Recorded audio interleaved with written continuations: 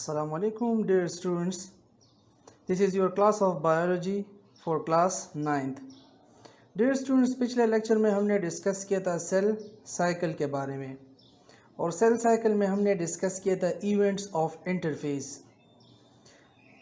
Dear students, अगर आप figure 5.2 की तरफ अगर आप देख लें, यहाँ पे ये सेल साइकिल का एक फिगर दिया गया है और इसको समराइज़ किया गया है जो इवेंट्स ऑफ इंटरफेस हमने पिछले लेक्चर में पढ़ा था. स्टूडेंट्स, अगर आपको याद हो तो इवेंट्स ऑफ इंटरफेस में हमने पढ़ा था कि हमारे साथ उसके 3 फेजेस होते हैं. पहला फ़ेज़ जो है वो G1 फेज़ है. उसमें क्या होता है, ये नीचे लिखा गया है कि growth in size, chemical changes, ये सब कुछ होती हैं जो हम डिस्कस कर चुके हैं. एस फेज़ जिसको हम सिंथेसिस फेज़ कहते हैं, ये भी हम डिस्कस कर चुके हैं और इसका लास्ट फेज़ जो है G2 फेज़, वो भी हम डिस्कस कर चुके हैं.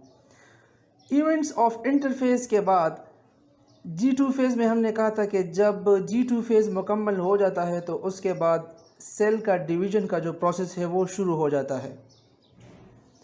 तो आज का जो हमारा टॉपिक है वो हमारे साथ है डिवीज़न फेज़.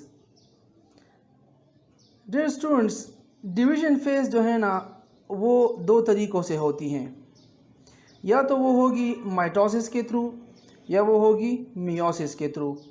तो पहले आज हम पढ़ेंगे जो डिवीज़न का प्रोसेस है माइटोसिस.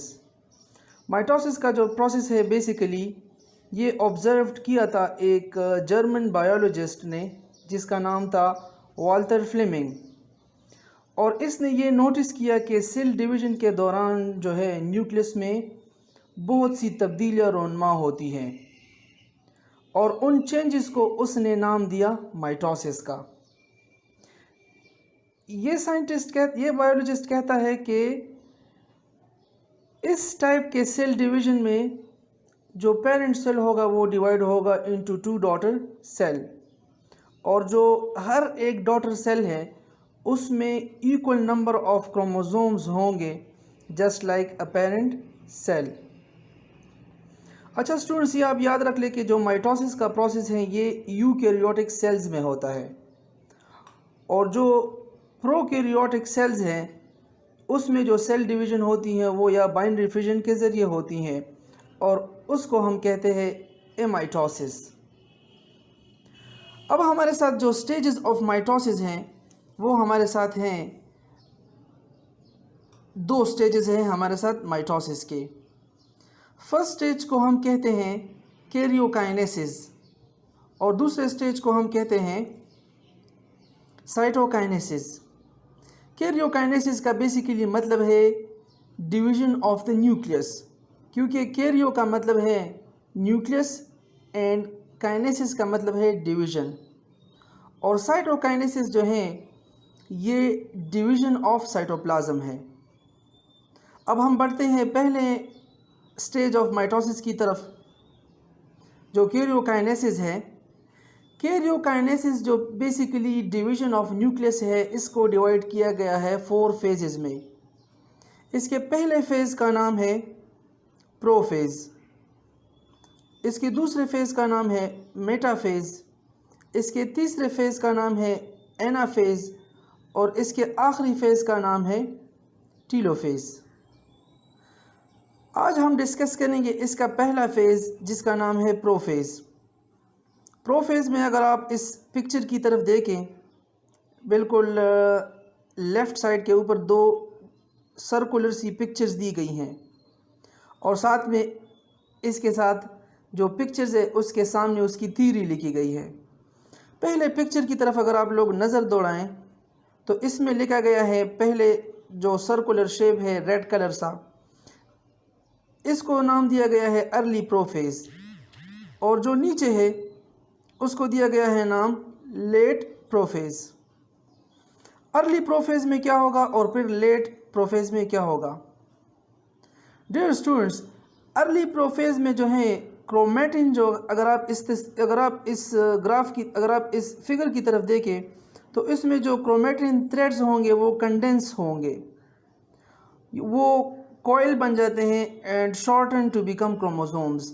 मतलब इसमें जो न्यूक्लियर मटेरियल है वो कंडेंस होगा, शॉर्ट होगा और कॉइल फॉर्म में बन जाएगा जिसको हम कहते हैं क्रोमोसोम्स. और इसमें जो क्रोमोसोम्स होंगे ये 2 सिस्टर क्रोमेटिड्स पर मुश्तमिल होंगे और ये अटैच्ड होंगे एट द सेंट्रोमेयर। और जो इसके जो क्रोमोसोम्स होंगे इसको हम इजीली देख सकेंगे थ्रू माइक्रोस्कोप।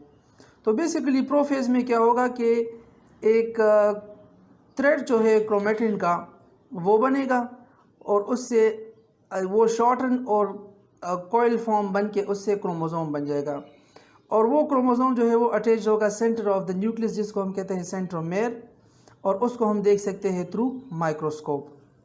नेक्स्ट फेज़ में जो है प्रोफेज का जो नेक्स्ट फेज़ है उसको हम कहते हैं लेट प्रोफेज। लेट प्रोफेज जो है फिर हमारे साथ 2 किस्म के होते हैं, एक एनिमल सेल में होगा और दूसरा प्लांट सेल में होगा। एनिमल सेल के केस में the 2 pair of centrioles reach opposite poles of the cell. इसमें अगर आप इस फिगर की तरफ देखिए तो ये जो सेंट्रोमेयर हैं ये एक दूसरे से दूर हो जाते हैं और ये जो अपोजिट सेल्स है, opposite poles of the cells है उसकी तरफ ये मूव करना शुरू कर देते हैं और ये एक नेटवर्क बना देते हैं स्पिंडल फाइबर्स की बिटवीन द 2 पोल्स। ये फिगर में आप देख ले जो स्पिंडल फाइबर की तरफ स्पिंडल फाइबर जिसको मार्क किया गया है तो ये इस पोल की तरफ मूव कर लेते हैं और complete set of spindle fibre जो है उसको हम कहते हैं माइटोटिक अपैरेटस। ये तो एनिमल के सेल की केस है। प्लांट सेल में ये होगा कि उसमें सेंट्रियोल्स तो हमारे साथ होते नहीं हैं तो उसका जो माइटोटिक स्पिंडल होगा वो फॉर्म्ड होगा by the aggregation of spindle fibres present in the cytoplasm. मतलब जो स्पिंडल फाइबर्स जो हैं इसमें बनेंगे साइटोप्लाज्म की एग्रीगेशन से, aggregation of spindle fibres present in the cytoplasm. मतलब जितने भी स्पिंडल फाइबर्स साइटोप्लाज्म में मौजूद होंगे वो सारे एग्रीगेट होंगे और उससे बनेगा इसका माइटोटिक स्पिंडल। जितनी भी ये चेंजेस होती हैं प्रोफेज में, न्यूक्लियोलस जो है वो डिसअपेयर हो जाता है और न्यूक्लियर एनवेलप जो है वो उसकी ब्रेकडाउन हो जाती है।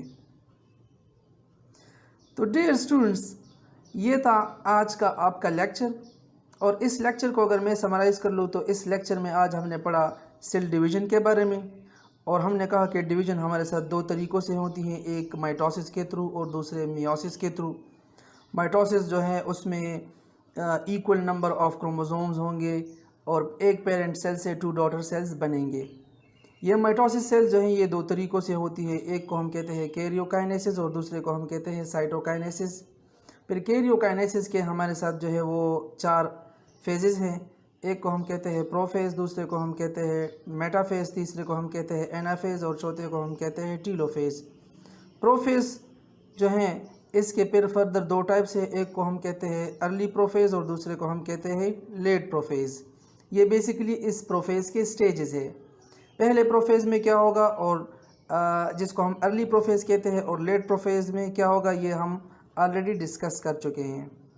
तो लेकिन मैं आपको इस दोबारा बताता चलूँ कि अर्ली प्रोफेज में जो है क्रोमोसोम जो है वो बन जाते हैं और वो क्रोमोसोम जो है वो फिर विजिबल होंगे under the microscope. Late prophase में हमारे साथ जो है एनिमल सेल्स और प्लांट सेल्स में केसेस अलग अलग है।